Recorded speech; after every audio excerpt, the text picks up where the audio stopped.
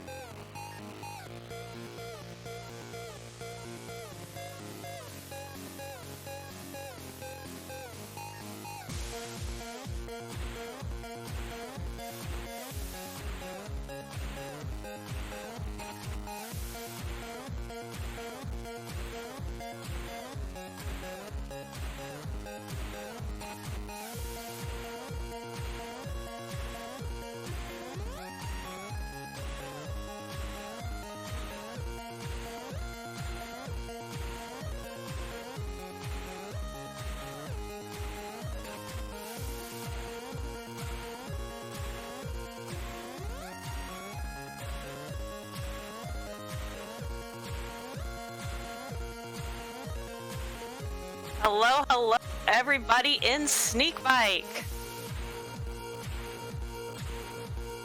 Welcome to the channel, everybody who's new, everybody who's returned.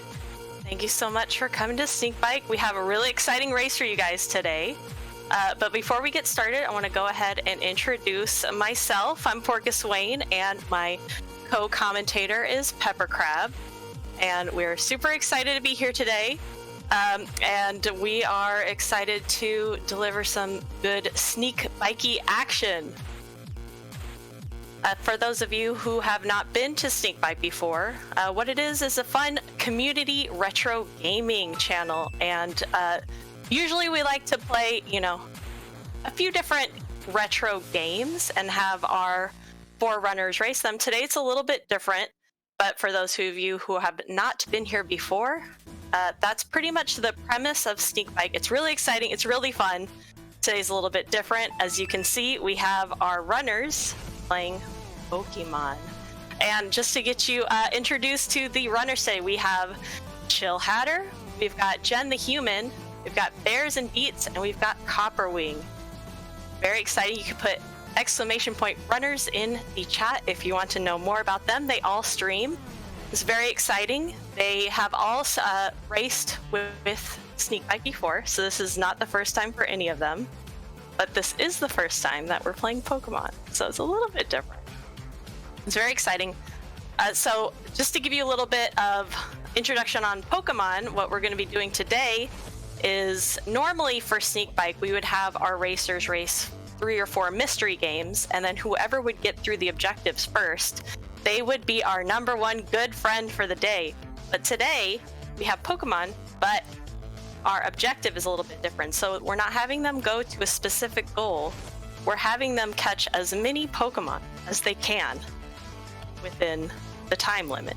And then whoever has the most Pokemon caught in their Pokédex at the end of the time is going to be named our number one good friend. It's very exciting. So now that we've got that, so anybody, if you haven't put in ! runners in the chat, so you can see who our runners are. They all stream. They're all very good friends to Sneakbike. Very excited to see this. Pepper Crab, how are you feeling today? I'm feeling great. I think this is going to be a really fun race. We've got a really good challenge for our beginner race today. I think it's going to be great whether or not you played Pokemon before, or we'll try a lot of different things. So I'm really excited to get started with this. We've actually set a time limit of 1 hour, 15 minutes for our racers to catch as many different Pokemon as they can. And so I think we are about to get started. If you would like, I can pop into the Racer channel, give them the countdown, and I think we're about ready to go. Absolutely. Let's go ahead and get started with this. It's going to be very fun. I'm very excited to see this. So as you can see, we gave the racers the option to either choose Pokemon Red or Pokemon Blue. And as you can see, everybody chose Pokemon Blue except for Copper, who's going with Pokemon Red, which was my personal favorite when I was a kid. So I'm excited to see her do that. And it looks like they've got started. So let's get into it. Right away, we had the very first choice of the game. It looks like 3 of our racers went with Pokemon Blue and 1 racer on Pokemon Red. So we'll get to see a little bit different setup. Not too much of a difference in this specific challenge that we've created. For the most part, you'll just be catching different Pokemon, but some people may have different preferences. And so, welcome to the world of Pokemon. Professor Oak's going to ask for our racers' names, and then they're also going to give their rival a name. And so the rival will be the first Pokemon battle that they experience. And here we'll really get a chance to see, it'll probably be apparent pretty easily, pretty early on, whether or not our racers have played the game before. So our challenge is, and here you can see Copper already off to the races, setting text speed to fast, which will be a pretty big change as far as the just the amount of time you spend in menus and waiting for text to scroll. She's not messing around. Not at all. No. I got this. Immediately right away, as you go down the stairs, your mom tells you that Professor Oak is looking for you. And here we kind of have our first challenge of the game, and we didn't really offer a lot of guidance to our runners on this one. Professor Oak is not in his lab. He's actually nowhere that you can find him in the starting town, Pallet Town. And when you basically have no other option but to talk to everybody, figure out nobody tells you what to do, and what you actually need to do is leave town. And so we see Copper heading out. She knows where to go to get Professor Oak to show up and start introducing you to Pokemon.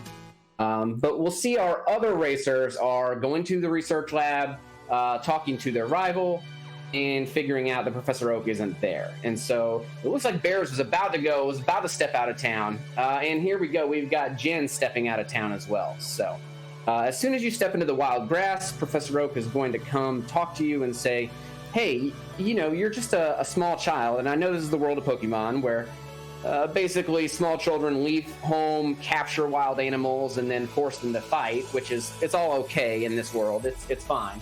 But if you don't have any Pokemon, you can't really step out into the wild grass. So he drags you back, and that's when you get your first choice of Pokemon. So you can choose from the original 3 starters, Bulbasaur, Squirtle, or Charmander. And it looks like Copper has chose Bulbasaur. And Bulbasaur is going to get a name. I do want to see the nicknames here. We've got Bulbasaur is being named Chat. So Chat, this one's for you. And Chat both on the board, taking 1 Pokemon. So. Oh, Bears is choosing a Charmander. Interesting choice for this one. So it's actually there's.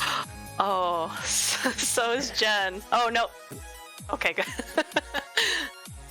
Jen's saying no to Charmander, and Chill has figured out how to get out of town, and so all our racers are off as far as the very first challenge of getting a first Pokemon is going to come up here. So immediately after you take your first Pokemon, your rival gets a choice of theirs, and they are a jerk, and they will always take the one that is basically more effective against the type of Pokemon that you chose. That won't make a difference in this run, but it's once you get later on into the game, you've got different Pokemon to fight with, but they always want that advantage on you. And so we can see this first battle here, every starter Pokemon has 2 attacks. They have 1 attack that does damage, and they have another attack that affects the stats. So Squirtle, for instance, can lower the enemy's defenses. I believe Bulbasaur and Charmander can lower the enemy's attack. These fights are really pretty basic for the first fight against your rival here. It doesn't actually matter if you win or lose because you'll be able to continue on anyway. It'll just heal your Pokemon to full if you manage to lose this battle. But so looking at it, looks like we had a Squirtle, 2 Squirtles, a Bulbasaur, and a Charmander, I think is where we ended up on this one. And Jen named her Squirtle Fish Dude.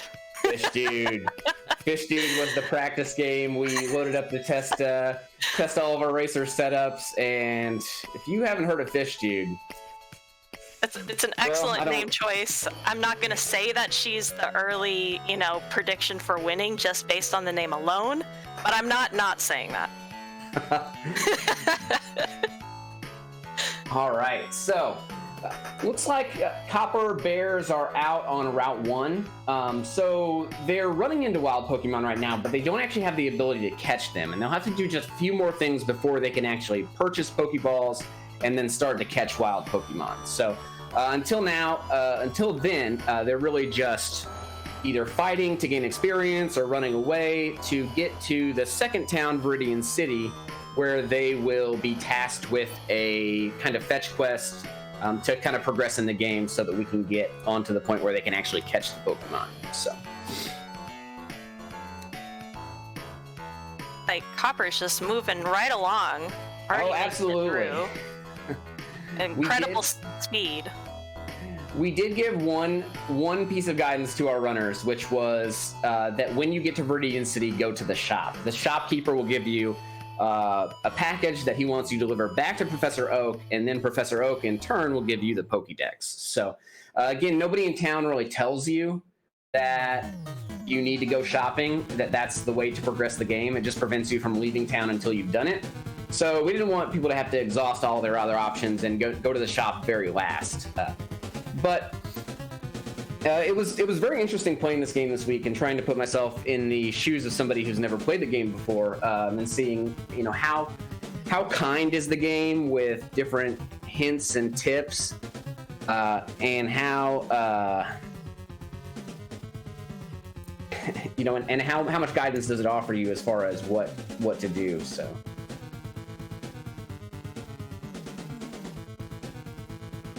goal for Sneakbike today is to pick up as many Pokemon as they're able to within our 75-minute time limit. And you can see our wonderful producer, it's Aceface, has a counter on each of the 4 screens, which is going to show you how many Pokemon each of the runners have. So right now you see they all have their one starter Pokemon, but as they progress and collect more Pokemon, as they catch them, you'll see the counters on each of the individual screens go up. And so that way we'll be able to keep track of who's in the lead. It's pretty exciting. They do have the 1 each, but you know, they're going to have to pick up Pokeballs and then progress their Pokemon so they're able to catch them. You know, there's some different strats for catching Pokemon, and I think in the early game it's a little bit harder. Your Pokemon are limited in how they're able to, you know, wear down the other Pokemon. But with the basic Pokeballs, you're just going to have to get them the other Pokemon to the lowest amount of HP possible before you can try to catch them. We'll see what it looks like as they progress, as they level up their Pokemon, what they're able to do. But for now, it looks like, you know, once they're getting through this initial task, they're going to be sort of almost grinding in the grass to try to get Pokemon as they, you know, gain more Pokeballs in order to catch them. So that's the main task for Sneakbike today, getting them as many Pokemon as they can get. So one of the things I really like about this challenge is that there are a lot of different strategies that people can employ. There are a lot of different ways to go about what you're trying to do. Some people might spend as much time as possible in one area to make sure that they've caught all of the Pokemon that they can in that specific area. Some other people might just try to progress through the game to experience new areas and then just catch the Pokemon that are very convenient to catch. Some other people might even catch Pokemon and then try to evolve those Pokemon, because that will count for the unique Pokemon as well. So there's a lot of different things we could do, and I'm interested to see which way our runners try to go about it and how long they spend in each area, really making sure that they get as many Pokemon as they feel like they need to stay in the race. So. Your Bears has figured out that your mom will heal you. Will heal your Pokemon, which is nice. There's no Pokemon Center in Pallet Town itself, and so if you took a lot of damage coming back on Route 1, that's definitely nice to know about to be able to get that HP boot back up. It's a good call. Is she the only one that's found out this trick yet? It's tough to say. It's not something that you necessarily need every time. It depends on how many random encounters you get on Route 1 and what strategy you take as far as whether running or fighting. And so it's just a matter of what your circumstances are, whether or not it would even be useful to know. So. This is probably, once you get the Pokédex, that's probably the last time that you'll see Pallet Town here in the race. Our racers probably will head north to Viridian City and then hopefully north to Pewter City and Viridian Forest after that.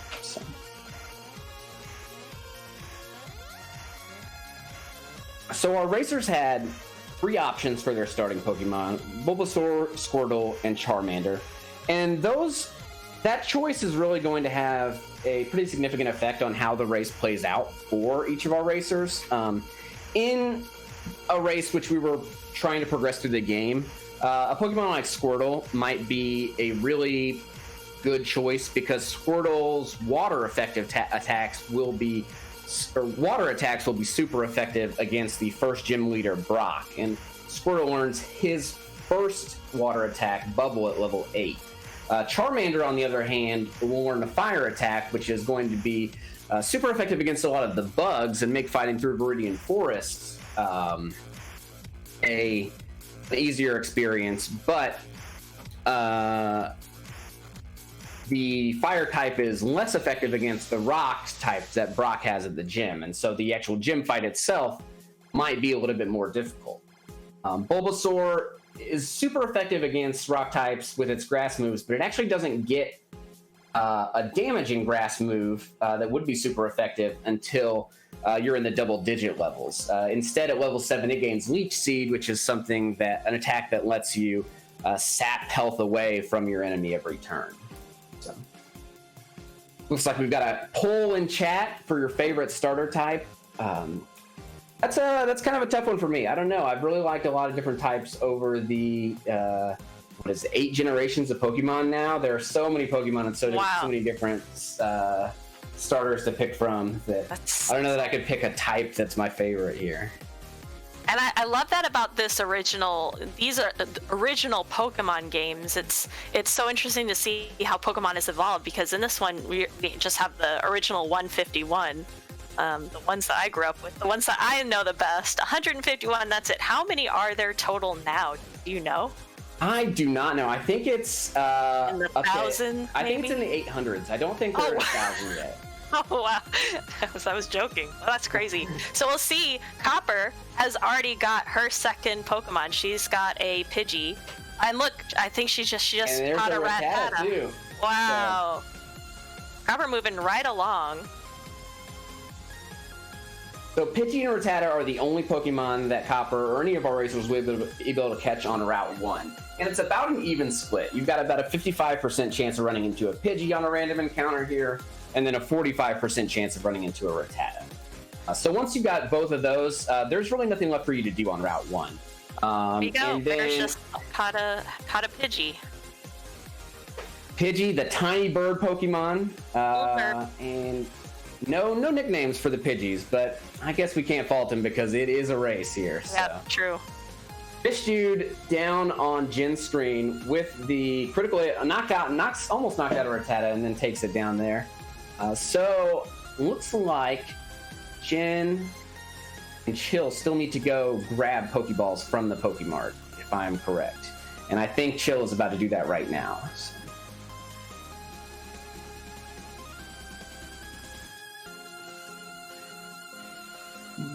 Plenty of money, so it would be prudent to just stock up on as many Pokeballs as you feel comfortable, spending however many that you're able. And you see that Jen here is getting 10 Pokeballs. Good choice. Yes, you definitely want to load up on Pokeballs for a couple of different reasons. One, so you're not going to, in this time limit, run into a better Pokeball, and so you can really load up here and not have to go shopping again. The other reason is that if you fight another trainer and all of your Pokemon faint and you're sent back to the Pokemon Center, you will lose a little bit of money, but you won't lose any of your items. And so any Pokeballs that you have, those are basically safe from being caught out if you were to get into a battle and lose. Right during the game, do you progress past regular Pokeballs and move on to, say, the Great Ball or any of the other more advanced Pokeball types? That is a great question. I believe that Great Ball first shows up in the Golden... let's see. I'm actually going to look that up here because I'm not so sure.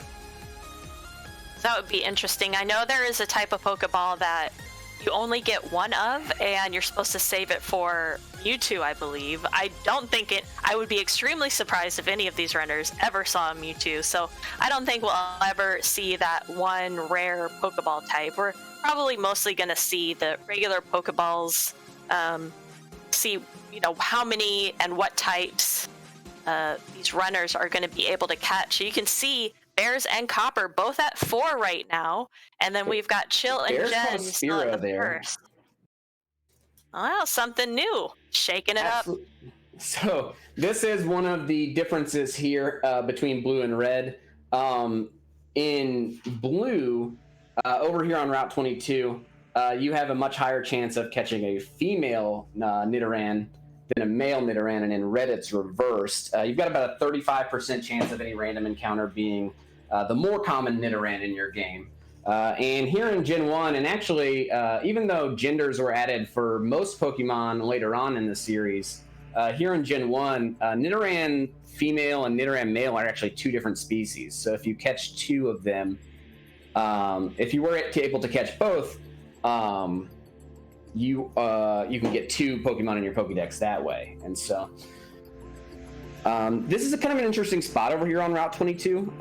It's not something that you have to do right away to progress the game. You don't actually have to come over here. You can go straight to Pewter City. And really, this is just the Pokemon League over here that tells you you don't have all the badges, you can't come through here. So you'll come back at the end of the game when you're about to battle the Pokemon League. But for right now, it offers a couple of Pokemon that you can't really find anywhere else in the first 75 minutes. And so this is a good option, but here we can see what the downside is. Bears has to talk to the rival now. And so the rival is going to challenge Bears to a fight. Hopefully Bears is prepared for this, but this is going to be the second rival fight in the game. We just saw Chill catch her second Pokemon, a Rattata. So that's exciting. She's officially on the board. And it looks like she's just moving on, which is not actually a bad idea at all. Oh, no, I may be mistaken. She may be coming back. You can catch Pidgeys and Rattatas on both Route 1 and Route 2, and you're very likely to just run into them anyway. And so it's not really necessary to spend a lot of time on Route 1 trying to catch the one Pokemon that you didn't catch. I can see why they would want to grind in this area. You know, they're low HP. They're probably a lot easier. You know, you can sort of grind to level up your own Pokemon. So you can sort of see the reasoning for wanting to stay on Route 1 or closer to Pallet Town and just, you know, grind, level up, catch as many low-level Pokemon as possible instead of moving on. Sort of a different strategy. Absolutely. And with the low-level attacks that you've got, you're not in danger of one-shotting the Pidgeys and Rattatas on Route 1 for quite a while. So you definitely just want to get in that right there in that range where they have just a little bit of HP left to make it as easy as possible to catch them in a Pokeball. And there's Jen catching another Pidgey. So Bears is up to 5 Pokemon, but a lot of them are lower level, and I don't think that this rival fight is going very well for her. I think that this level 9 Pidgey is going to gust out a lot of these Pokemon. When you catch them, of course, after you've damaged them, they don't go back to full health. They stay at the health that they were when you caught them, and so a lot of her Pokemon were at maybe 3 or 4 HP. And so we can see what happened. Bears blacks out here, and she is sent back to the Breeding City Pokemon Center, which was the last raid spot. But she just continues. She keeps all the experience. She keeps all of her Pokemon as she checked there. And she basically just continues on as though nothing happened. So not really a huge detriment to the run, just losing a little bit of time by losing to the rival, or having to fight the rival at all, honestly. An interesting strat to, to faint, pass out. It does restore the health, so it could be a strategic sort of fainting, easy way to go back, sort of like a quick travel back to the hospital. And that's true. You can death warp back to the Pokemon Center, and I'm not sure, some speedruns might actually incorporate that in some spots that are a little bit trickier to navigate. Pokemon, of course, has an active community for just about everything, and a speedrun community is no exception. The any percent glitchless record for Pokemon Red, which is the faster of the two games, comes in at about 1 hour 45 minutes, and that includes some RNG manipulation over there in Route 22 to get a Nidoran male that they actually use to carry them through most of the game. So, Bears just caught a Weedle. A Weedle. I love Weedle. Weedle is a bug/poison type. So Bears is watching the old man's tutorial about how to catch a Weedle. Weedle would have actually been a pretty big, pretty big get in Pokemon Blue, because Weedles are significantly more rare in Pokemon Blue than their equivalent Caterpie, which is another bug. So if you're able to catch one of those rarer Pokemon, you've got a leg up, because you'll also be able to catch the more common one.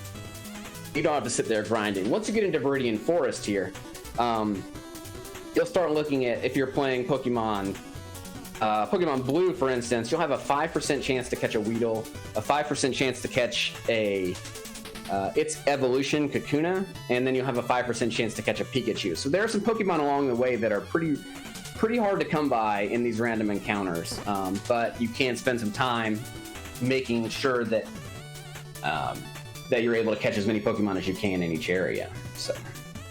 Oh, and Chill just loses a Pokeball. She's trying to catch a Squirtle, or I mean a Nidoran, and the Nidoran did not take. So here she is trying to get. Oh, she lost 2. Oh no. Oh, it's all right. And Jin down there catches a Nidoran female, and Chill's at the spot where she's basically scared to attack this Nidoran down because Squirtle's attack will kill it. So she does what I think is the smart thing.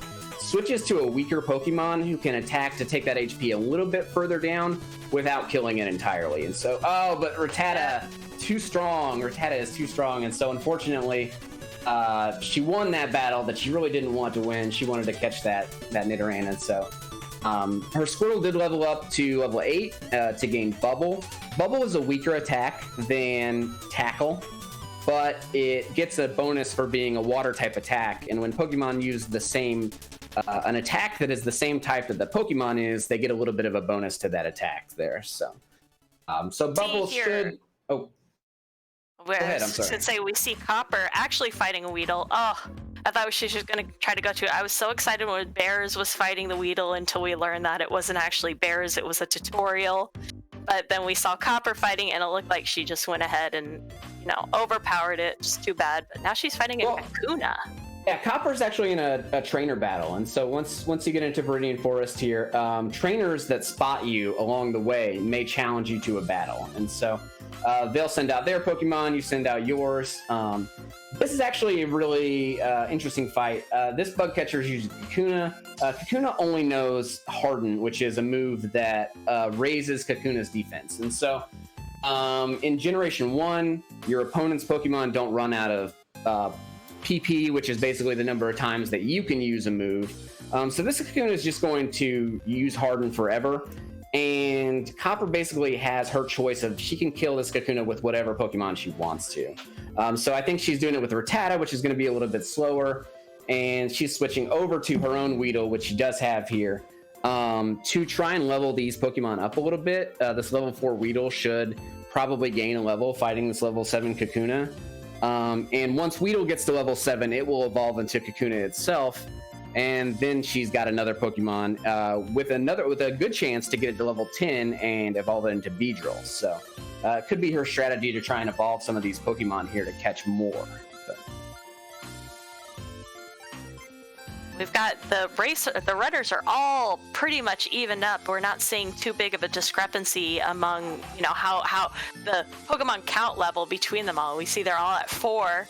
And Bears has 5, but it's pretty evenly lined up for now. It actually is. We can see down here, I think that Jin is doing the rival fight. And again, this level 9 Pidgey is just a destroyer.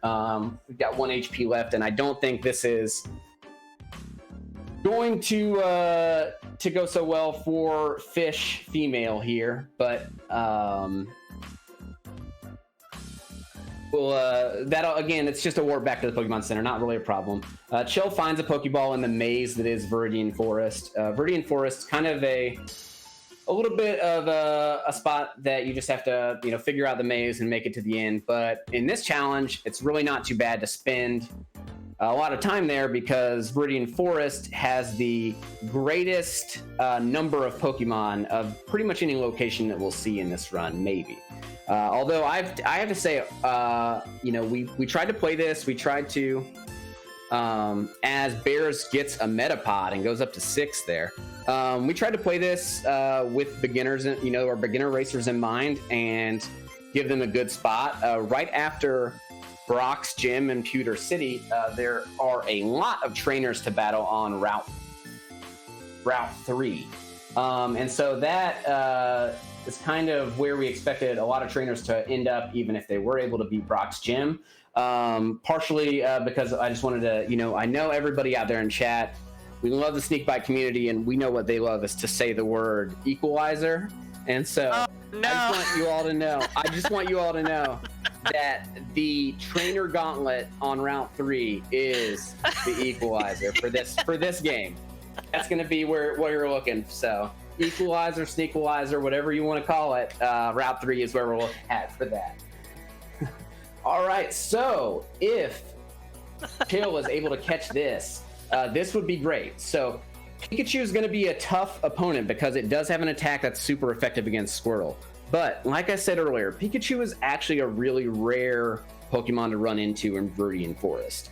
For as much as it's the face of the franchise, you could definitely play your first game of Pokemon Red or Blue and have no idea where Pikachu actually comes from, where you're actually supposed to catch it, because it is just a 5% encounter here in Viridian Forest. And so if she's able to capture this Pikachu, that's going to be a huge get, because that's a rare Pokemon that you're not going to be able to find many other places.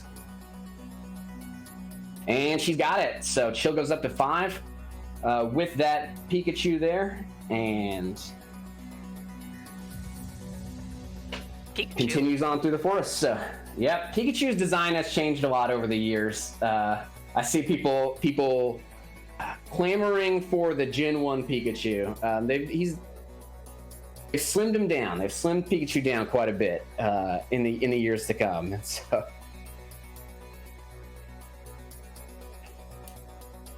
all right, looks like Jin's found a Pokeball there. There are some extra items in Viridian Forest. Pokeballs, I think a potion, an antidote, which I don't think we saw any of our runners purchase. But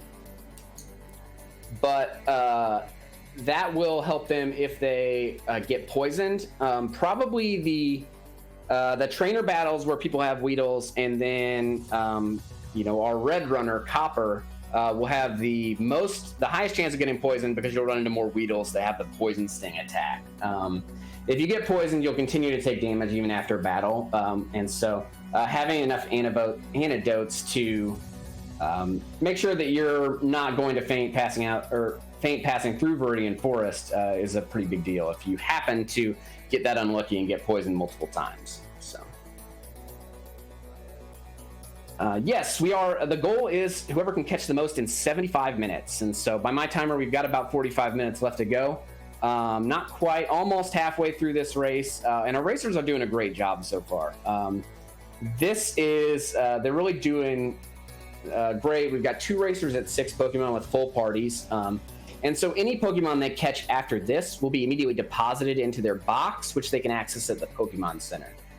I'm not sure if that's something that they'll be inclined to do or not, because in a challenge like this, you're basically going to let your starter Pokemon, which you catch at a decently, it'll stay the highest level usually, and you'll usually just use it to roll through every other Pokemon that you run into. But any other Pokemon, and it looks like there we've got Jin catching a Caterpie for her 5th Pokemon. And a name. Bug maybe. Jen is naming all of hers, and they look to be all Fish Dude related, and I'm here for it. Fishy. I approve. Yeah, it's interesting because Copper, at the start she chose an accelerated text option, and you're seeing that Bears and Chill, they're not choosing to name their Pokemon, probably in the interest of time, to just keep moving along. And then here's Jen, who's naming them all. I love that. Well, that's the great thing about Sneakbike, though, right? We have racers from all different levels. No matter what, if you're out there in chat and you're thinking this sounds like a fun time, this looks like a great time, because it is. Please join our Discord, hang out with us. We've got Discord links in the chat. You can catch us here at twitch.tv/Sneakbike or at sneakbikemysteryrace.com. And I promise you that we have something that you will enjoy. No matter what, you are not too bad or too good at video games to come play with us here at Sneakbike. I can promise you that. We're always looking for new people to join the community. And it's just a really nice, welcoming community that I've really enjoyed being a part of. So. It's been great. And if you think you're too good at games, you will think that until Echo or Kia comes along and stomps you at whatever you're playing. Hey. But we've got great races right now. We've got beginners and we've got intermediates. So whatever your level, whatever you're comfortable with, if you want to come and play, Usually we play a variety of games. Right now you're seeing sort of a different format for Sneakbike. We have just the one game in two versions, Pokemon Red and Pokemon Blue, essentially the same game. That we have a different sort of format, but normally the format for Sneakbike is having a few different games, 3 or 4 different games, and then they go through the sneak out of Sneakbike comes from the fact that they don't know what they're playing ahead of time. So they sign up for the race and they don't know what's going to come, and that's part of the excitement. So it looks like Copper is using Pidgey as her basically her carrying Pokemon, right? Oh no, maybe not. She's got Weedle out front. She's doing a lot of fighting with Pidgey. Pidgey will have super effective attacks against the bugs in Viridian Forest, but it won't actually evolve until level 18. So it's got a way to go before it reaches the stage where it can evolve into Pidgeotto.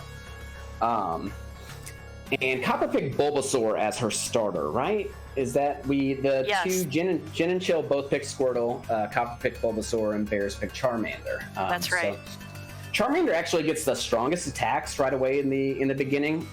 Ember, which it learns at level 9, is a 40 power attack, which is the same as its other move, Scratch, but again, it gets that same type attack bonus for being a fire move. Squirtle's Bubble is, like I said, significantly weaker than Tackle, which is the initial move, the damaging move that it's got, but it gets the same type attack bonus, and then Bulbasaur gets that Leech Seed move, so it'll, I think, get Vine Whip at level 13. I think it's 13. Somewhere in those double digits, it'll get a Grass-type move that damages opponents, so... For the most part, do the Pokemon have a lot of offensive type attacks? I know you were talking about, I believe it was the Weedle that mostly had a defensive hardening attack, not so much offensive, but we're seeing these other Pokemon and they have more offensive attack. Is that pretty normal for a lot of these starter Pokemons, these ones that you find here on Route 1? Yeah, most Pokemon will learn a mix of attacks that do damage or then have effects on the battle. So they might change their own stats, they might change the opponent's stats, they might change, in newer games, a lot of the moves even just change the rules of how battle works sometimes. Like there's a move in later generations called Trick Room that makes it so the slowest Pokemon go first instead of the fastest. Wow. So there's a lot of different things that Pokemon can do as far as their moves go. With the bugs here, Caterpie evolves to Metapod, evolves to Butterfree. It's really Pokemon taking a lot of inspiration from real-world animals and real-world biological processes to design these Pokemon. So Caterpie and Weedle go into their cocoons, and so if you catch a wild Kakuna or Metapod, they don't do anything. They just sit there. Basically, they can't hurt you. And then they evolve into a butterfly or a bee with drills for wings. So I guess that that second part where the bee has drills for hands, probably not taken so much from a real life, but the cocoon part, that's really what I wanted to talk about here. So What they look like in Australia or something. I've never been, but if I had to guess, it's probably drawn from real life, just Australia. That does sound pretty close. So. And it's interesting, I saw when Chill was walking, her Squirtle fainted. She was not in the middle of the fight. I didn't realize that Pokemon could faint even outside of battle. They can. So Chill's Squirtle was poisoned, and that poison, every step you take, the Pokemon takes a little bit of damage there. So your Squirtle can faint.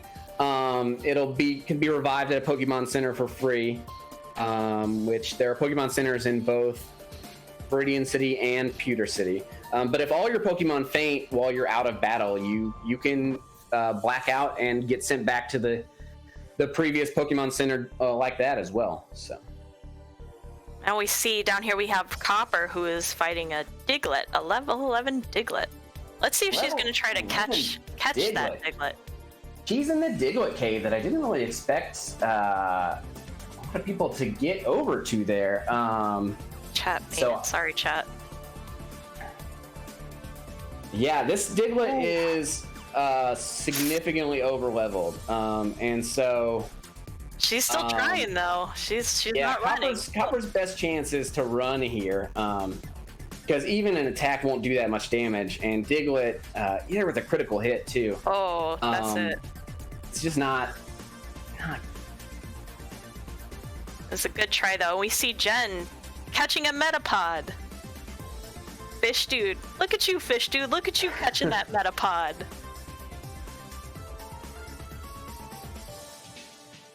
And we see Chill out here, who is fighting a bug catcher.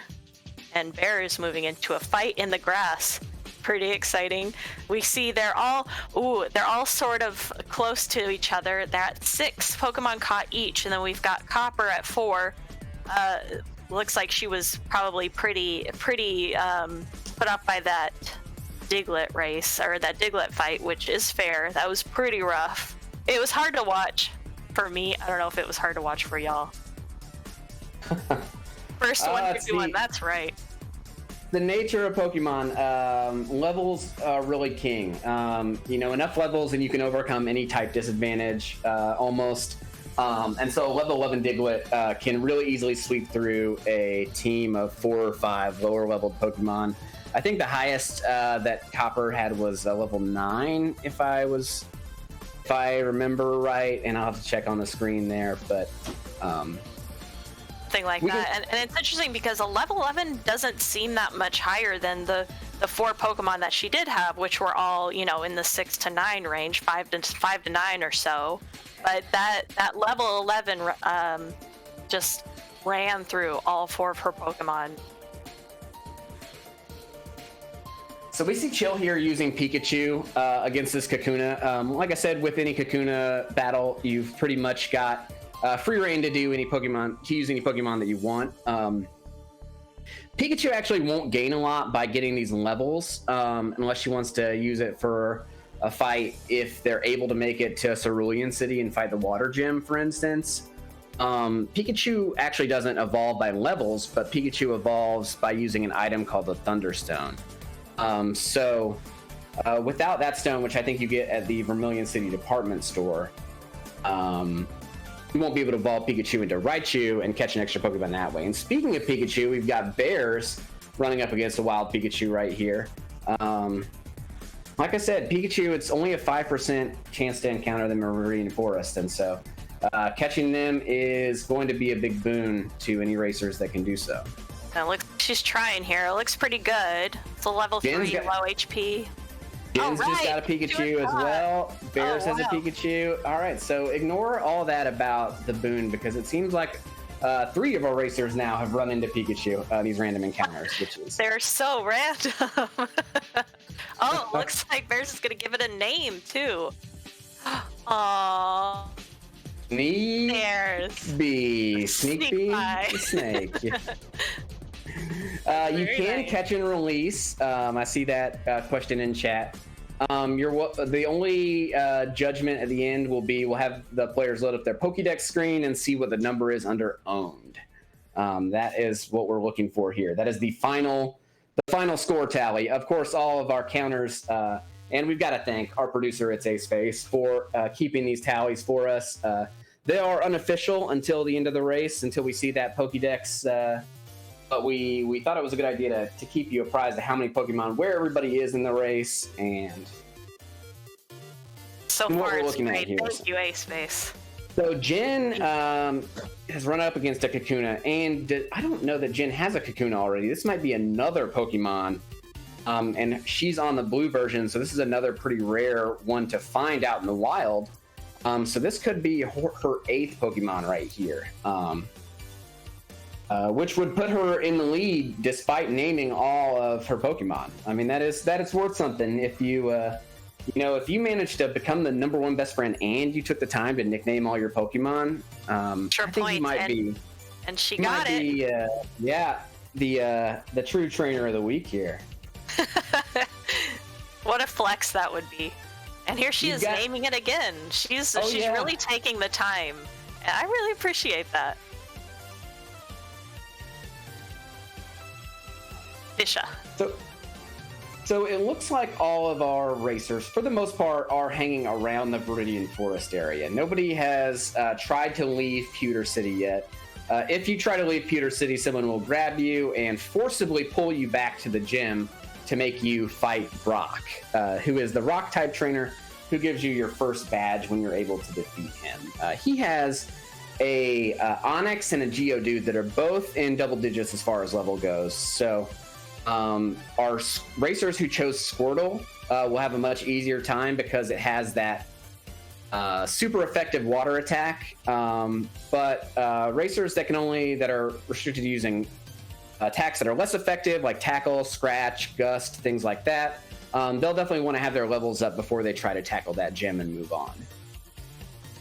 And for those of you that are just now joining us and are curious about who each of our runners picked for their starters, we have the two on the left. Chill and Jen both chose Squirtle. Bears up in the top right corner, she chose Charmander, and Copper down in the bottom right corner chose Bulbasaur. And so that's an easy, it's nice because it gives you an easy, if you don't know any of these racers, I mean, right there, that gives you easy answer on who to root for. You're going to root for the person who picks the starter that you like, right? Mel says Copper picked correctly. I don't know. What was the result of that poll? I didn't see. I also did not see, but I'm going to tell you because I have the mic and I'm talking here, and I'm going to tell you right now that Squirtle is the best. Squirtle. Team Squirtle. I'm on the Squirtle squad. Yeah, Mel, sorry. Squirtles have it. Says me. All right, Chill is at the exit of Viridian Forest and coming into Pewter City here. So, as the sign says, is she the first one to move on to Pewter City so far? I'm not sure. We've got Jen. Jen's right there. Jen's also, or is Jen coming into Viridian Forest? My apologies. The entryway is kind of the vestibules that let you in and out of Viridian Forest. Look very similar, and so. Jen stepping into Viridian Forest and taking a fight with a trainer here. So I'm not entirely sure that I agree with the notion in chat that Bulbasaur would have been the best choice for this goal. It's all dependent on what strategy you want to go with it. I mean, I think we've seen a lot of different strategies. Our players are definitely leveling up a lot of different Pokemon as opposed to using one to carry it, and I think we will see some evolutions at some point in this race. There's a lot of different strategies. I mean, it's very possible that you could win this race and not have fought Brock at all. I know we've got about halfway left. I'm actually going to pop into the Racer channel real quick and tell them that they have about half their time left here. So great. And for those of you in chat, we'd love to hear about your experiences with Pokemon. Have you guys played this game? It came out in 1998 for the first time. I remember playing it with my brother. We both had, I believe I had Pokemon Red and he had Pokemon Blue. But did you guys ever play this Pokemon? And did you play one of the other colors? Maybe I saw Pokemon Yellow came out about a year later. Has a little bit of differences between Pokemon Red and Blue, but primarily, sort of the same between the three. But if you guys play this game, we'd love to hear about it. Who were you choosing? What's your history with Pokemon like? Blue first, then Yellow is your main. What did you like about Pokemon Yellow, Magus? That's pretty interesting. I just have very, very strong but vague memories of playing it in the car with my brother on our little Game Boys. That's very sweet. Yellow was an interesting one, capitalizing on the Pikachu being the face of the franchise there by, instead of giving you the choice of 3 starters, you start with a Pikachu who doesn't want to hang out in a Pokeball and just follows you around the whole game. And so the way the Pikachu was meant to be all free and wild, but still has to fight when you tell it to, right. Although I guess it actually didn't. I think in Pokemon Yellow, if you didn't keep your Pikachu happy, it would just sometimes refuse. It would just, you'd tell it to do a move and it would say, nah, don't feel like it. Just like in real life. There's some interesting differences between Pokemon Red, Blue, and Yellow.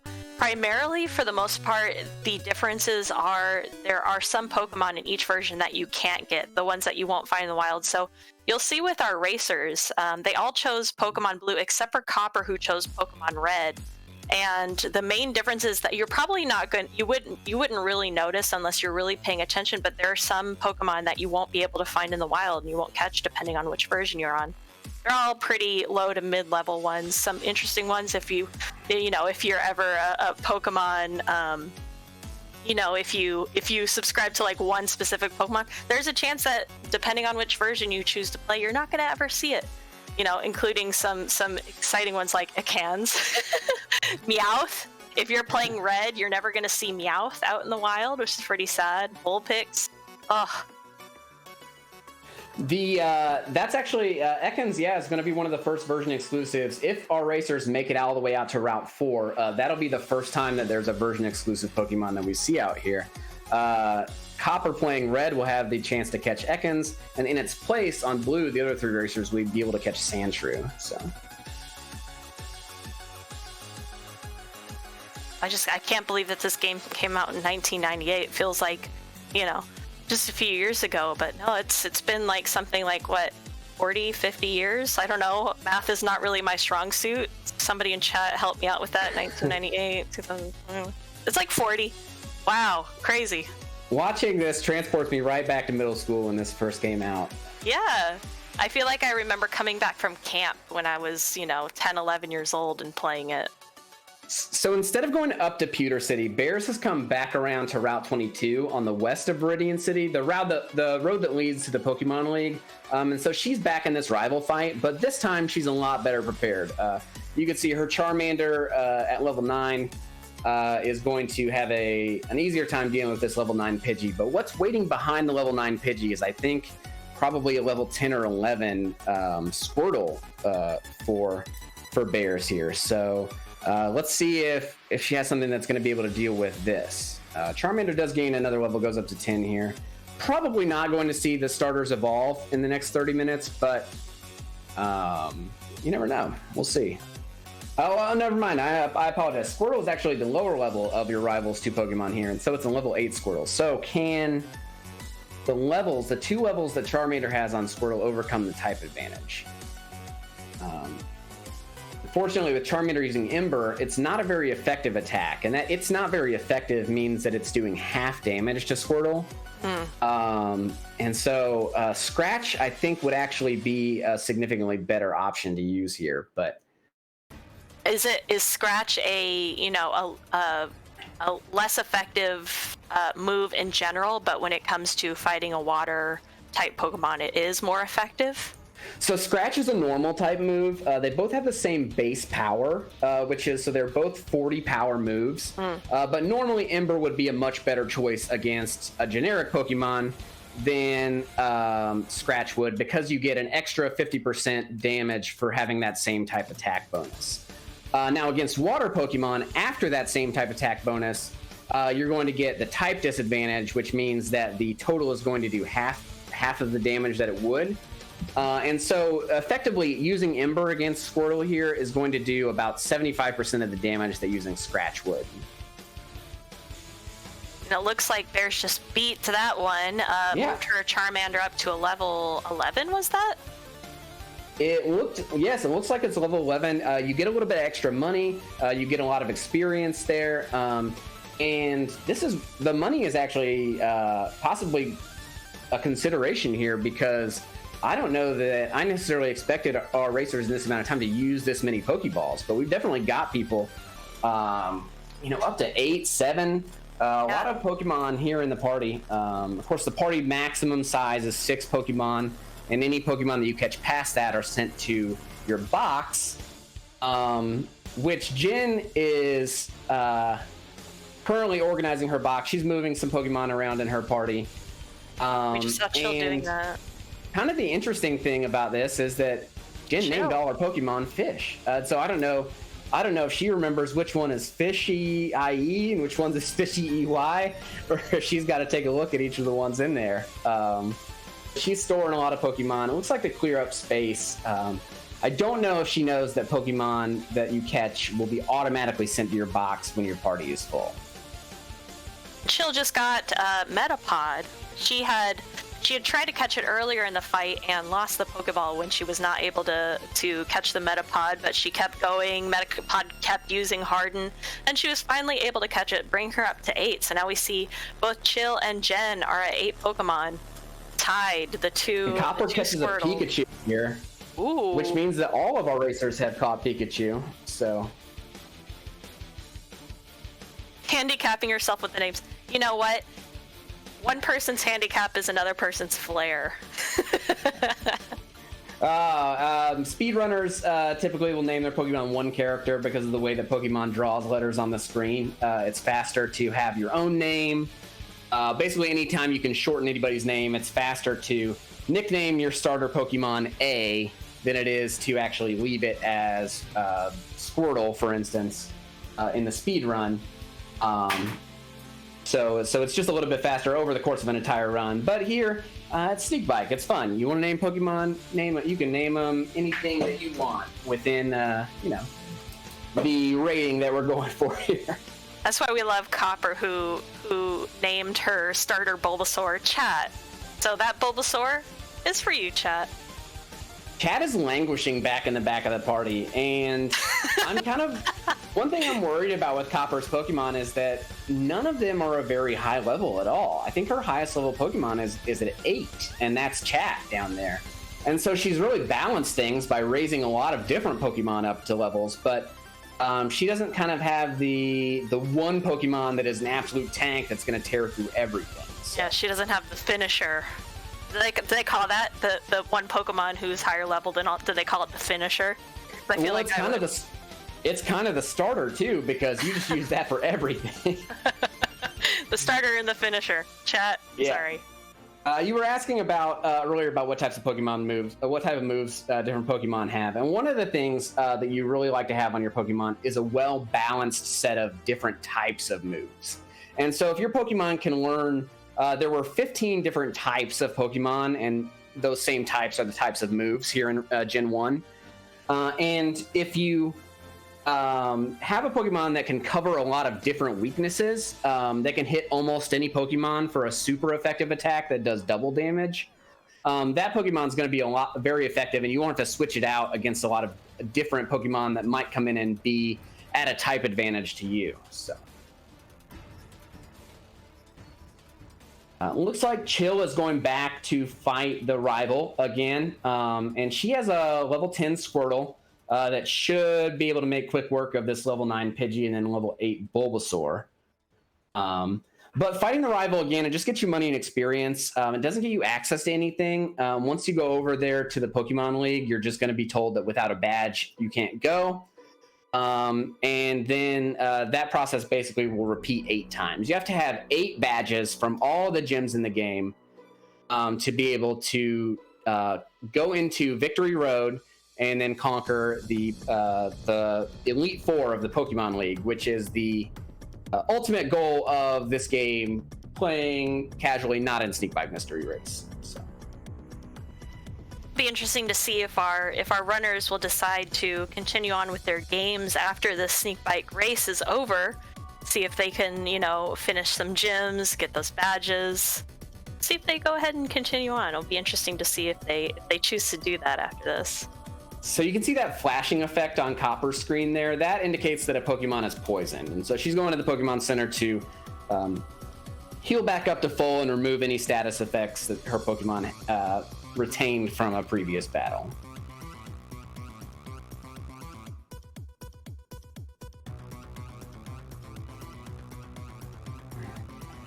So all of our racers are really kind of at the same spot.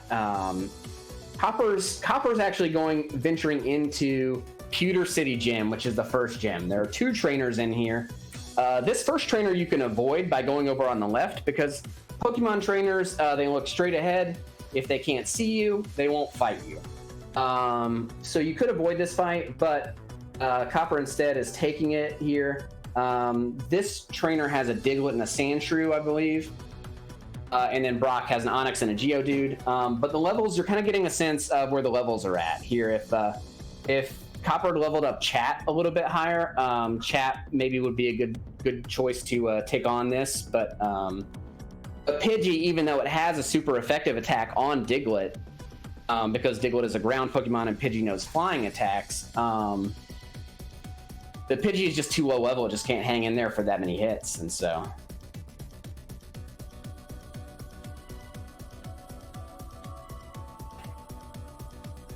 But beating Brock is the only way to move on to a new section of the game that's going to allow them to catch new Pokemon they haven't seen before. Once they get past Brock, they can go into Route 3. And like I said, there's that Equalizer Trainer Gauntlet right after Brock. But on Route 3, you have a 10% chance to catch a Jigglypuff. So that would be the first new Pokemon that you haven't seen so far. It'll also have a greater abundance of Spearows in case any of our racers haven't caught those over on Route 22. I know that it seems to be like pretty much the main strat now is to, sort of grind and catch as many Pokemon as they're able to in these first few sections. They're in Pewter City and, Route 1 and Viridian Forest, but I would love to see them try to move past Brock. I don't think they'll have the time to do it, or maybe they won't be able to get past that gym, but I would love to see some variety. It would be interesting to see how they do in fights with the Pokemon that they do have so far, these ones that they've caught in some of the more varied sections. Well, Chill and Jin have a really easy route to beat Brock. Their Pokemon are high enough level. You can see Fish Dude over here on Jin's screen is level 10. That's all you need. A level 10 Squirtle should be able to take down Brock. You may want to have a potion, which I know some of our racers have found a potion in the in Viridian Forest. I don't know if anybody took. There is one potion out in your PC at the beginning of the game that you can withdraw from any PC. You can save items the same way that you save Pokemon, and there's a free potion in there. But level 10 Squirtle shouldn't have any problem just bubbling its way right through that gym and cruising onto Route 3. So we see Copper down here in the bottom right, whose team is sort of in the process of being decimated by a level 11 Sandshrew. Level 11 Sandshrew, though, means that you made it past the Diglett, which is actually pretty important. I mean, you're getting a lot of experience for one Pokemon there, whichever Pokemon managed to finish the Diglett off. Fighting Pokemon of the higher level, you're going to be rewarded with lots of experience if you're able to manage to take it down. So it's going to be kind of slow. You can see Kakuna's not doing much damage at all. Pikachu actually isn't going to be able to do almost anything because electric attacks do not work on ground Pokemon. Sandshrew and Diglett both being ground Pokemon here. Which sort of attacks work best on a ground type Pokemon? Ground is weak to water and grass and flying. So does she still have her Bulbasaur with her? She does, but Bulbasaur doesn't actually know any. Bulbasaur died in the Diglett fight, and Bulbasaur does not know any grass-type damaging moves. So it can't have a super effective hit because, again, Bulbasaur doesn't learn that move until I think level 13. So. Okay. So she's sort of kneecapping herself by having a more well-rounded thing, a team instead of leveling up one of her Pokemon. If she had leveled up Chat or something, she might have a better chance here. Unfortunately, that's the easiest way. There are lots of positives to having a well-rounded team too, but the easiest way through the game involves basically using one Pokemon for the entire game. And then you have other Pokemon that you just use to do different things outside of battle that Pokemon need to do. We haven't seen any of those yet, but we've seen that tree that you can see down there on the bottom of Jen's screen. That tree can be cut down later on. Once you get enough badges and you get the machine that teaches Pokemon the move Cut, you can use that move Cut outside of battle to cut down trees. And there are a few different types of just overworld puzzles like that you can do once your Pokemon know a few more moves that you learn from these HMs or hidden machines. What is a hidden machine? Is that where they're going to learn different attacks? So in Pokemon, there are two types of machines back here in Gen 1. There's one called TM or Technical Machine, and there's one called HM or Hidden Machine. Technical machines teach a Pokemon one move, but they can only be used once. So if you get a TM for Thunderbolt, for instance, you can pick one of your Pokemon and teach it Thunderbolt, but you can basically never take that decision back. Some TMs you can buy at stores, so you can do it multiple times, but for the most part, you get a TM, you use it once, it's done. Hidden machines teach those moves that you need on the overworld, basically to progress through the game. Moves like Cut or Fly or Strength. And these moves, you can use a hidden machine any number of times, but the obnoxious thing in Gen 1 is that the Pokemon can never forget those moves. And that was the developer's way of making sure that you can't lock yourself in someplace by overriding a move, and then you're stuck between two boulders and you don't have strength anymore to move in, or something like that. So do the Pokemon ever, I know they can learn moves, but is there a max amount of moves that they're allowed to know at any one time? Yep, Pokemon will learn up to four moves, and then if it wants to learn a new move after that, it has to forget one of its old moves. And so generally not too much of a problem, because your older moves are usually going to be weaker than the moves that you learn as you level up. But there are a lot of times where it's a dilemma on what move you don't want to know anymore. So are they able to erase that move that they learned from the machine, even though it's locked in, so that you're not able to remove it? Nope, a hidden machine, once it's on there, it is on there for good, and you cannot. That Pokemon will never forget. Oh wow! Yeah. So you can come to a point where you're like, oh, I want to remove that one. I want to keep the other three, but I want to remove this one, and it won't let you. Absolutely. A lot of those moves aren't really very good in battle, and so if you teach one of your primary battlers an HM move, that's basically a move slot that's not going to be worth much for you for the rest of the game. So it's kind of unfortunate there, but it helps you have a strategy. A lot of people will have one Pokemon that's dedicated to just learning HM moves, and so a Pokemon. I don't remember a good example here in Gen 1. But in later generations, I think in Generation 4, Bidoof could learn a lot of different HM moves, and it was very common to have a Bidoof in your party that would let you just have it sit back there. If you need to do anything, if you need to surf, or if you need to cut or anything like that, it's just back there waiting for you. So that's an interesting strategy. Is that something that you normally see with like speed runs? Is that something that it's usually practice, having one Pokemon have all the machine skills? It's pretty common, I would say.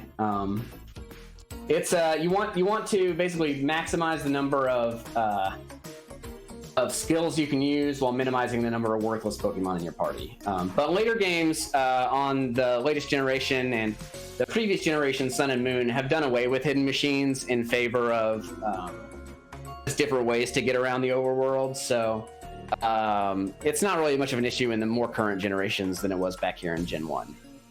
I do see somebody asking about a move deleter in the chat, and a move deleter was introduced in Generation 2. So Gen 1, the only way to forget a move was to learn a new one, and it won't let you overwrite HM moves that way. So back in my day, yeah. An interesting fight going on right now. Bears is fighting a level 14 Onix. Yep, this is Brock's ultimate Pokemon here. With two level 3 Pokemon and a level 6 Pokemon, it would take a lot to win this fight. But this is basically the last challenge before you can get the Boulder Badge. So, Bears taking on this fight, but unfortunately with Charmander in one of the worst, is in a not a great spot to win this fight. But I think she can do it with this level 3 Spearow. It's entirely possible. If Onix uses a move called Bide, really, it absorbs damage. It kind of like, you use it for a few turns, you see how much damage you took, and then you basically unleash that damage back on the enemy. And so Spearow's not doing a lot of damage, and Bide won't do a lot of damage back to Spearow. So it is entirely possible here that Spearow is able to conquer this Onix. Onix may only know Bide and just use Bide, yeah. Yeah. Between the 3 Pokemon, she might actually have this. So we'll pay close attention. A level 12 Geodude kind of indicates to me that Chill is up there on Brock as well.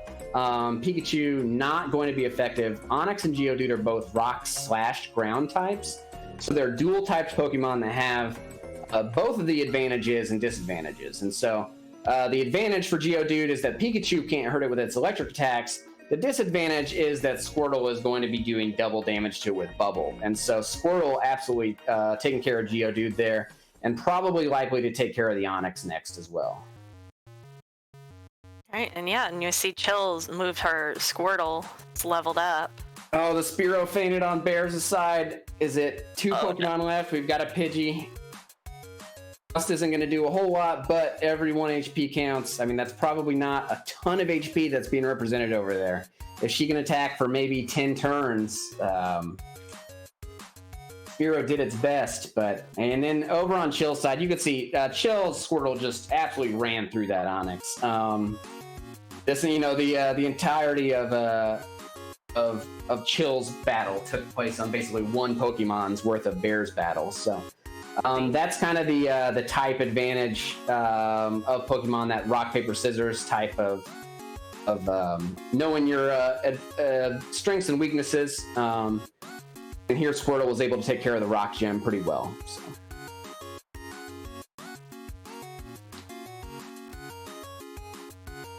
I'm putting some F's in the chat for Bears' Spearow against that Onix fight. It was pretty brave, but If I've ever seen a Pokemon deserve an F more, I don't know. That Pokemon, it tried its best. It has no regrets. I just can't believe that Bears is still holding on against this Onix. I'm holding out hope. I think it could. If she has one more Pokemon in the back. I don't know if she does. Oh, no, she isn't. Oh man. I was on the edge of my seat. And here you go, everybody. This is what you waited for. Chill is on Route 3, the Equalizer. There's a whole bunch of trainer fights you've got to get to before you can actually get into the tall grass to catch more Pokemon. Go ahead and slam that Equalizer button while we watch Chill take on this bug catcher here. None of these trainers are particularly threatening, but they do just stand in your way before you can actually go catch some Jigglypuffs or make it all the way to round 4 and catch Sandshrews.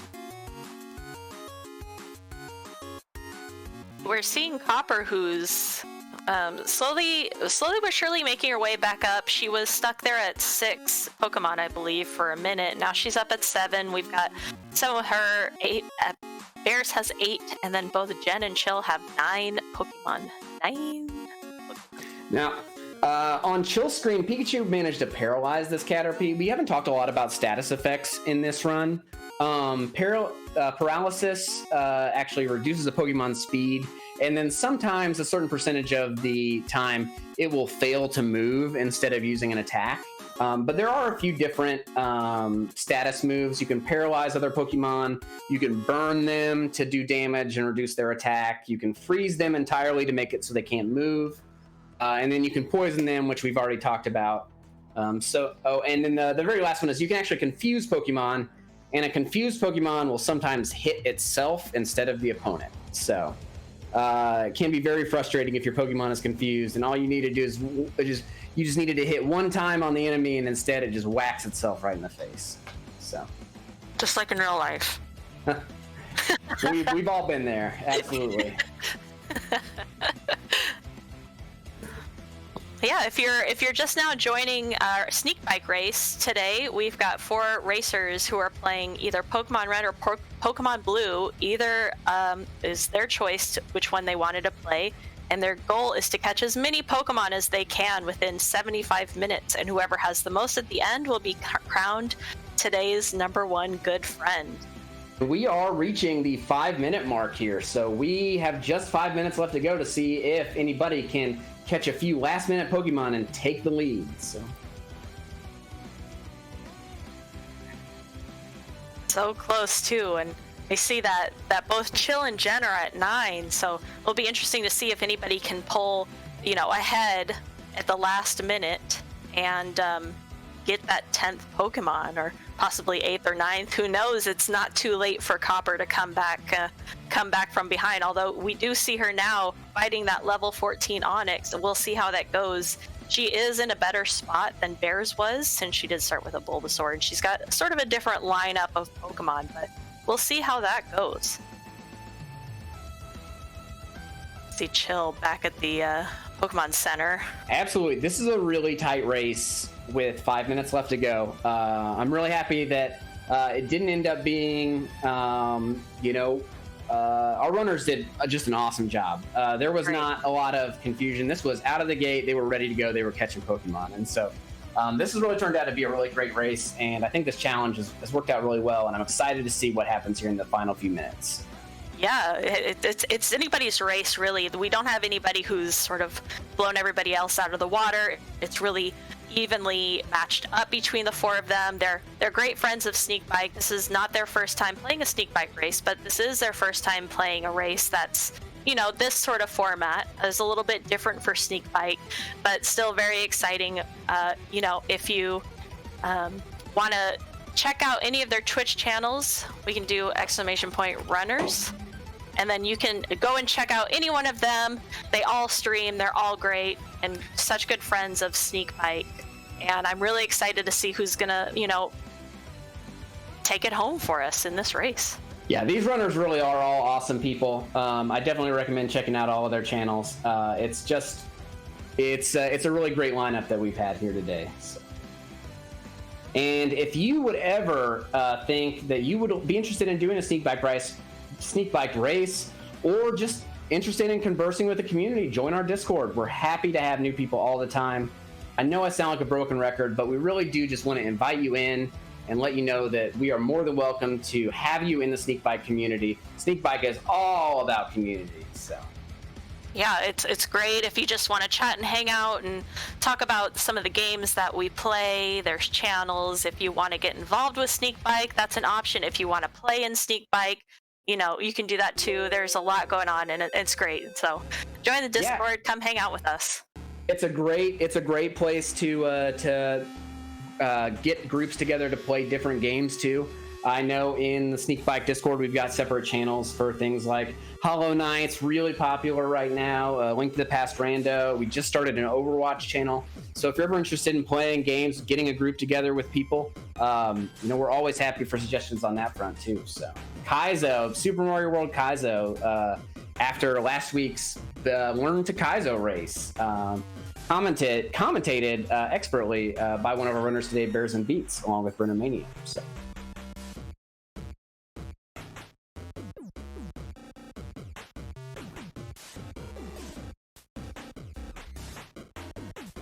Jen has defeated Sadness, and I don't know if this is Jen's. We've only got a minute left, and this is the perfect screen to leave it on. I think that might be what's going on here. I think Jen might be just being happy, having defeated Sadness, and ending here with 9 Pokemon, which is great. Copper. Caterpie evolves to Metapod. Did Copper already have a Metapod? I do not remember. We'll have to take a look. I think we're gonna have to change Copper's to question mark, because I'm really not sure if she had a Metapod already. Ace is saying that she did. Thank you, Ace. I meant to keep track of which Pokemon everybody had caught, but then they just started catching way too many. It was too much. All right, 30 seconds, just a little over 30 seconds left in this race. I don't see Jen being the only person who looks like she's got a chance to catch another Pokemon here. But this is just a Rattata, which I believe she's already got with 9. Nobody else really hanging out in the tall grass or anything. So all eyes on Jen right now in this tall grass to see if she's got 10 seconds to catch a Pokemon. Just start absolutely just chucking balls out there. See some speed strats, showing what you got. Yeah. And this Rattata is only a level 2, so it should be pretty easy if she... Oh, did she run? And that's time. I'm going to tell our racers here. Wow. That's great. All right, so we've got Chill and Jen both have 9, so they're tied for our number 1 good friend. And we've got Bears with 8 and Copper with 7. Incredible. Yeah, this Mew, this is very cute. And before we get into the breakdown with the runners, I just want to give a quick shout out to the people behind the scenes with Sneakbike that make this all possible. They're so great. We've got Ace Face who's producing for us. Melatonin picked our games. Jen the Human for social. Thank you to our mods, Cosmicordia, Mel. We got so-called Ace Face, Tomat, Web Tomato. I don't know why I always call him Tomat. It's always great. Kia Diplomi, Todd Gonzalez, Sleeve McDykel, Mike Truck. Thank you guys so much. And before we get into the breakdown with the runners, I just want to give a big shout out to all the people that work behind the scenes with Sneakbike. So this is such a great race. Really excited to talk to the runners, see how they felt about this race. We still see Jen going for it. They're all still going for it. Yeah, I don't think, maybe have they not been hearing me this entire time, then that's going to be kind of awkward. But let me see what I can do here.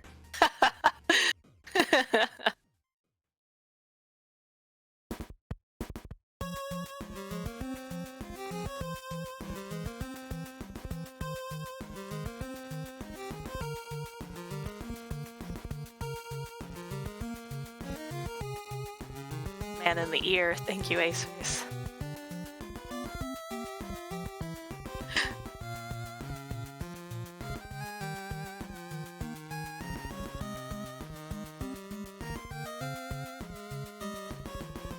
So we're going to go ahead and move on over to the interview with the runners. So stick around with us. We'll have a little bit of a debrief, see how they felt.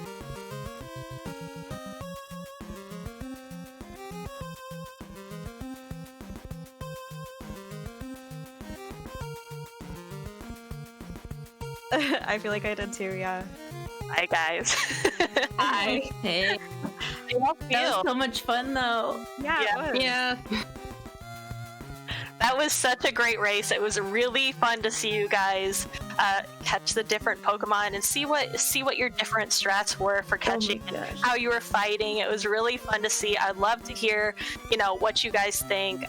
Copper, how did you feel about that race?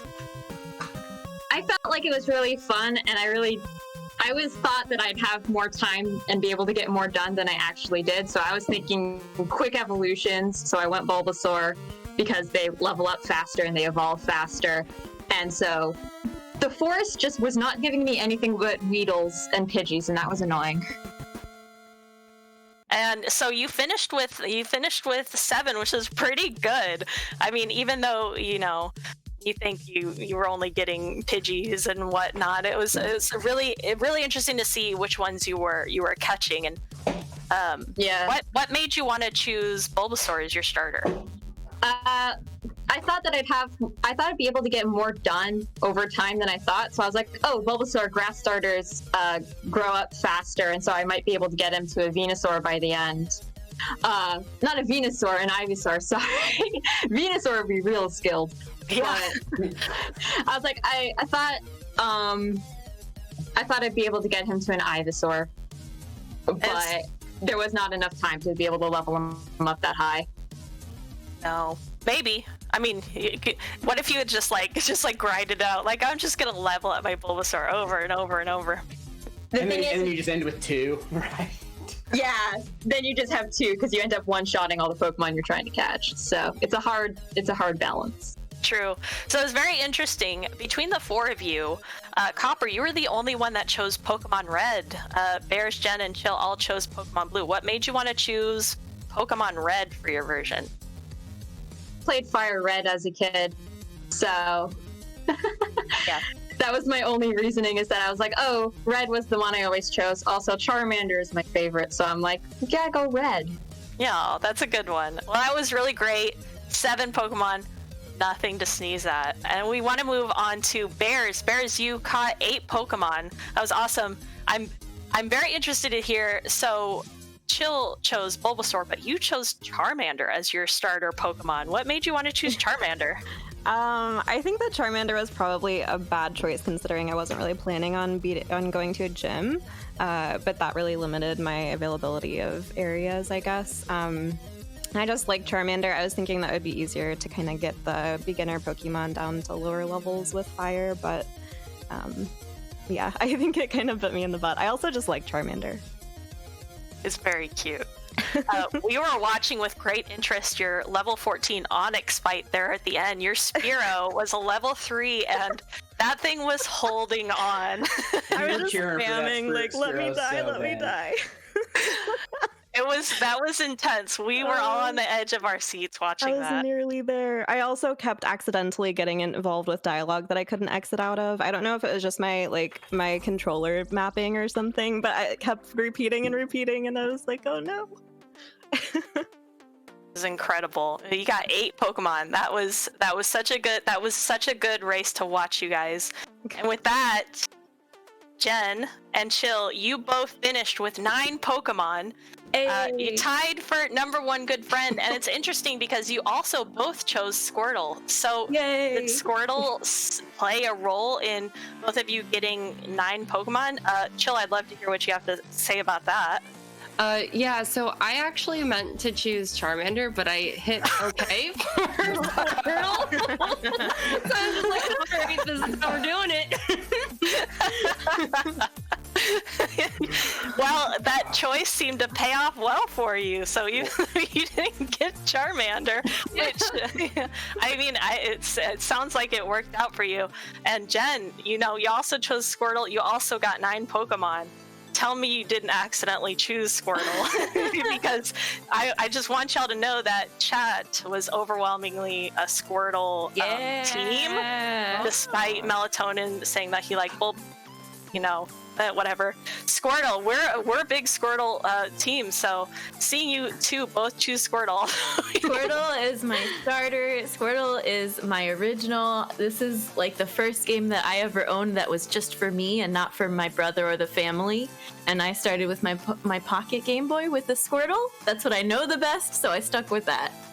And it seemed to work out well because you got 9 Pokemon out of that. Worked out pretty well. Incredible. Yeah. Yeah, and they all had Fish Dude nicknames. Yes, the names. Yeah. You went hard with the names on all your Pokemon, and I really appreciate that sort of flair. I had to stick with the fish names, and of course the water Pokemon worked out perfectly for Fish Dude, so I was happy with that. Yeah, it's great, and we saw Chill, who started her Copper, who started her Bulbasaur with the name Chat, and so it was nice to get a little chat shout out. Thank you for that, Copper. I was planning on naming lots of people in chat, but I didn't have the brain power. That's fair. And it was also an interesting strat with you, Copper. We saw that you set your game text to faster than the other runners. I don't know if that ended up helping you in the long run. How do you feel about that? I think it was just something I did at the start. I also disabled animations in battle because I was like, every second counts. That's a good strat. I didn't think to do that. I had that was the thing. That's pretty awesome that you're able to do that. Oh, it's okay. When I was playing this game to prepare this week, I didn't even ever think that you could do that. So I learned something about 5 seconds into this race. It was very interesting. Did you guys Jen, did you feel like you learned anything new? Even though you played this game before, do you feel like you've learned anything new with this particular run? I had the opposite problem of Copper, where I was like, I'm not going to get anywhere. I'm not going to plan for any gyms, as few trainers as I can run into the first 2 areas. And so I really was racking my brain, like which Pokemon live where, which ones have new Pokemon in these areas. And at the end, I went back to my rival because I was like, I swear I remember there was a different Nidoran in this forest, or there's something else over here, because I couldn't get any new guys to spawn. Everything that I saw I caught, and I just couldn't remember where else. So I guess I learned that I know the first few forests okay. I also didn't know that after Pewter City was blocked by the gym completely, like you cannot exit that area. Pepper was talking about that a little bit. You know, it's very interesting. We would love to see you guys. You know, we wish we had more time. We would love to see you continue past Pure to Gym if you had been able to, you know, progress past that point. That being said, Chill, would you keep playing this game if you could get past that gym? Keep playing with your current lineup. I completed Brock, and then I moved forward because I was just like, oh, there's got to be grass somewhere past this. So I tried to like finish the gym, which I was kind of surprised at. But yeah, I would totally 100% keep playing this game. Great, yeah, that's right. You had I believe it was a level 11 Squirtle, just sort of ran through it. Yeah. Like, oh, okay. This just took like 2 hits. Okay, that's fine. I guess this wasn't as hard as I thought it was going to be. Nice. Yeah, it was a very interesting comparison to Bears' fight, and I know going into the fight, Pepper had sort of talked a little bit about how your starter Pokemon would sort of dictate how well your first gym would go, because we know that Brock is a rock type, you know, and Charmander does not really have a very good advantage when it comes to that, and we saw how that sort of played out with Bears, and it's a very interesting comparison between Bears fighting Onix versus Chill fighting Onix, and you know, we're watching a level 3 Spearow try its very best, and then we see Chill with her Squirtle just go like, oh, was that it? It was really. I still believe in that level 3 Spearow. That's the underdog story of the year. Yeah. It really was. In my mind, it won. Like, I don't know. It was very good. Thank you guys so much. Did you guys enjoy it? I hope you did. It was really fun to watch. We really enjoyed watching you guys do it. I hope you had a good time with it. Yeah, thank you. Fun. Yeah, thank you for hosting it. Yeah, this was a lot of fun. Thank you. That's so great. And I want to again, before we move on to our raid, I want to give such a big thank you to everybody that came in for Sneakbike. I want to thank my co-commentator Pepper Crab, who's been great. Thank God he knows Pokemon, because I certainly don't. Thank you so much to our runners. Thank you so much to the Twitch mods that helped out. You can see in chat we've got !runners. You can go check out. Here, they all stream. They're all great. They're all good friends of Sneakbike. Give them a follow. Give them a sub.